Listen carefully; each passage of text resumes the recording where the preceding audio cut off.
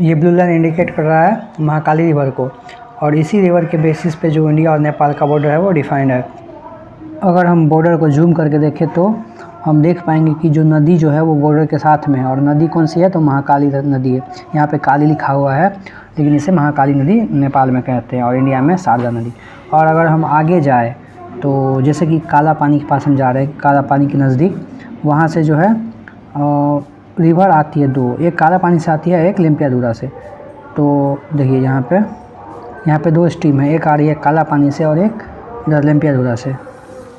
अभी जो नेपाल का बॉर्डर डिफाइंड है वो काला पानी से जो स्ट्रीम आ रही है उसके हिसाब से, लेकिन नेपाल का कहना है कि नेपाल का बॉर्डर जो होगा वो लिम्पियाधुरा से जो नदी आ रही है उसके अकॉर्डिंग होगा। लेकिन जब सुगौली की संधि हुई थी तो उसमें कहा गया था कि पहले, मतलब सुगौली की संधि में पहले कहा गया था कि लिम्पियाधुरा से होगा, लेकिन फिर बाद में अंग्रेज़ों ने काला पानी से उसका बॉर्डर डिफाइन कर दिया। हेलो एवरीवन, तो आज की हमारी वीडियो एक बॉर्डर डिस्प्यूट के ऊपर है जो कि भारत और नेपाल के बीच है।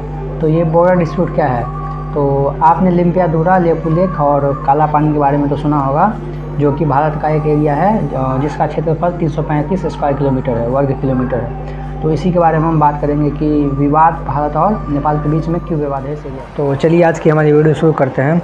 तो ये जो डिस्प्यूट है भारत और नेपाल के बीच में वो किस लिए है, मतलब कारण क्या है। तो कारण ये है कि ये जो नेपाल जो है उसने जब अपना मैप पब्लिश किया 2019 में, तो नेपाल ने क्या किया कि एक एरिया आता है लिम्पियाधुरा, काला पानी, लेपू लेक, ये एरिया जो है ये इसमें है लिम्पियाधुरा, काला पानी, लेपू लेक। इस एरिया को नेपाल ने अपने मैप में दर्शा दिया। जब मैप पब्लिश किया 2019 में, तब नेपाल ने इस एरिया को अपने मैप में दर्शा दिया। मतलब ये एरिया है 335 स्क्वायर किलोमीटर, और ये एरिया कहाँ पे है, तो ये एरिया जो है भारत के उत्तराखंड राज्य में है ये एरिया, और यही डिस्प्यूटेड एरिया है। इसी एरिया को लेकर विवाद है कि नेपाल बोल रहा है कि एरिया मेरा है। इसी के बारे में हम देखेंगे कि ये एरिया, मतलब नेपाल कैसे दावा कर रहा है कि एरिया इसका है। तो सबसे पहले हम जानेंगे कि इसका जो हिस्ट्री क्या था, इस एरिया का हिस्ट्री क्या था, कैसे क्या हुआ था।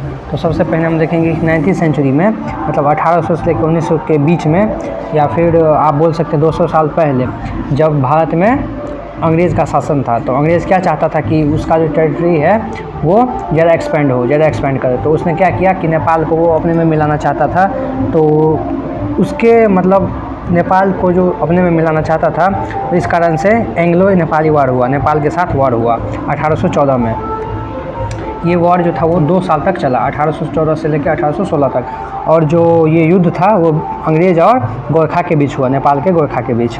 और आप जानते हैं कि गोरखा का एक अहम भूमिका है इंडियन आर्मी में, गोरखा रेजिमेंट, ठीक है। और तब देखिए क्या हुआ, after the war treaty of Sugauli was signed to decide the control of Britishers and Nepali on their area. और जब वार ख़त्म हुआ, युद्ध खत्म हुआ, तो एक ट्रीटी साइन हुआ, ट्रीटी ऑफ सुगौली की संधि साइन हुआ। सुगौली शायद बिहार में है या फिर यूपी में है, तो कहीं पे है, लेकिन ट्रीटी ऑफ सुगौली साइन हुआ, जिसमें कि बताया गया कि जो नेपाली है उसका जो एरिया रहेगा रूल करने का, वो कौन सा एरिया रहेगा। ट्रीटी ऑफ सुगौली का फीचर्स क्या था, तो ट्रीटी ऑफ सुगौली जब साइन किया गया था, Nepali kingdom loss their area of Sikkim and Darjeeling.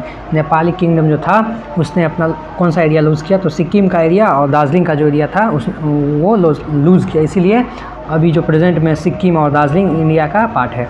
2 reverse define the kingdom of Nepal, मतलब 2 नदी जो है अब किंगडम ऑफ नेपाल को डिफाइन करेगी। आफ्टर सुगौली संधि, treaty of Sugauli, it was said that 2 नदी जो है वो नेपाल की बाउंड्री डिफाइन करेगी।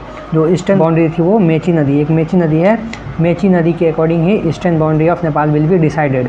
And second, in the western boundary there is a river that is called Mahakali in Nepal, but it is called Sharda in India. So Sharda river और Mahakali river जो थी वो वेस्टर्न बाउंड्री नेपाल का डिफाइन करेगी। तो ये दोनों नदी हो गई महाकाली और मेची महाकाली। आप नेपाली का जो नेशनल एंथम है उसमें भी सुन सकते हैं।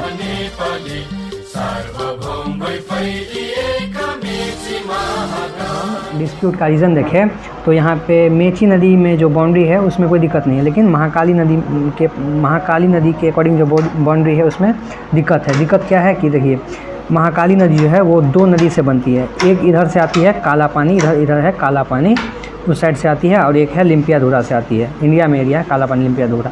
जब ट्रीटी ऑफ सुगौली हुई थी तो जो अंग्रेज़ लोग थे उसने कहा था कि लिम्पियाधुरा से जो आ रही है नदी उसके अकॉर्डिंग ही नेपाल का बाउंड्री जो है वो विकसित होगा, मतलब बनेगा, डिफाइंड होगा। लेकिन 1860 में क्या हुआ, महाकाली नदी को ओरिजिन माना गया अंग्रेज़ के द्वारा, तो महाकाली ईस्टर्न में हो गई, इसलिए नेपाल का इतना एरिया कम हो गया। तो ये 1860 में हो गया। लेकिन नेपाल जो है वो अभी फ़िलहाल में प्रेजेंट में जो नेपाल आवाज़ उठा रहा है कि ये एरिया हमारा है, तो ये तो वर्षों से चली आ रही प्रथा है, ठीक है।